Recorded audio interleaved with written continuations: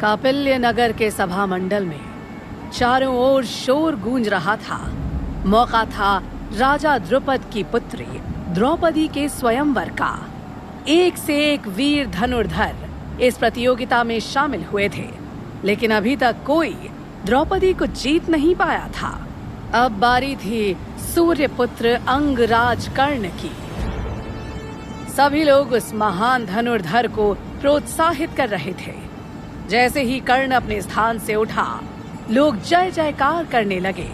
अंगराज कर्ण की जय, अंगराज कर्ण की जय, अंगराज कर्ण की जय।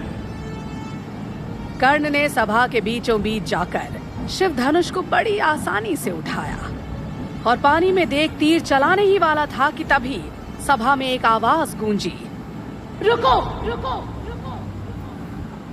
ये आवाज थी स्वयं राजकुमारी द्रौपदी की। सभी की नजरें द्रौपदी की ओर गईं। द्रौपदी ने कठोर आवाज में कहा, मैं एक सूत पुत्र से विवाह नहीं करूंगी। कोई सूत पुत्र राजा बनने से क्षत्रिय नहीं बन सकता। मैं एक ऊंचे कुल की कन्या हूँ जो किसी सूत पुत्र के साथ किसी भी प्रकार के बंधन में नहीं रह सकती। जिन सूतों के बने रथ पर बैठ मैं राजधानी घूमती हूँ, उसकी अर्धांगिनी बनने से अच्छा तो ये होगा कि मैं विष खाकर इस देह का त्याग कर दूं। द्रौपदी के बाण समान शब्द कर्ण के मान सम्मान को छलनी कर रहे थे। उसके कटु परंतु सत्य शब्द कर्ण के कानों में तपते लावा के समान पिघलने लगे।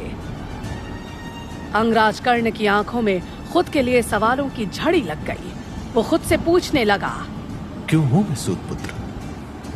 क्या सूत कुल का कलंक मेरी धनुर्विद्या से अधिक विशाल है?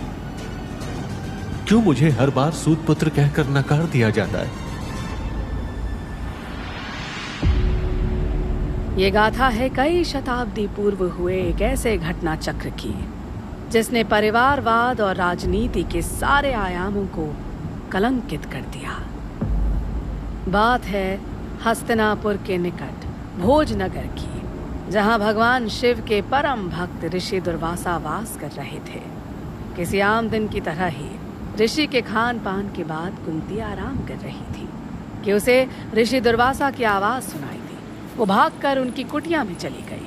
वहां जाकर वो हक्की बक्की रह गई। ऋषि दुर्वासा के चेहरे पर आनंद झलक रहा था। आओ बैठो। कुंती आज्ञानुसार बैठ जाती है। कुंती, ये पानी हाथ पर लो। मैं कैसे? लो। कुंती ने घबराकर आंखें बंद कर ली। ऋषि दुर्वासा ने कुछ मंत्र पढ़े और जाते जाते कुंती के माथे पर हाथ रख उसे वरदान दिया। तुम जैसी स्त्री आर्यव्रत में नहीं होगी।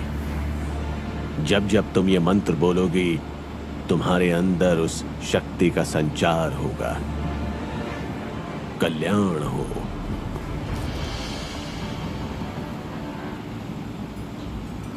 कुछ ही दिनों बाद कुंती के मन में देवहूति मंत्र के परिणाम जानने की जिज्ञासा उठी, मगर उसे कहाँ पता था कि उसकी ये जिज्ञासा किसी की जिंदगी का सबसे बड़ा सवाल बनने वाली थी।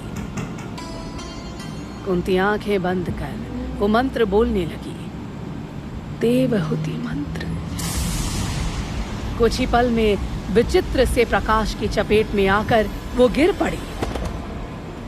होश आने के बाद से ही वो गुमसुम रहने लगी। ज्यादातर वक्त उसने दुर्वासा ऋषि की कुटिया में बिताना शुरू कर दिया और वो दिन आ ही गया जिसे किसी ने सोचा भी नहीं था।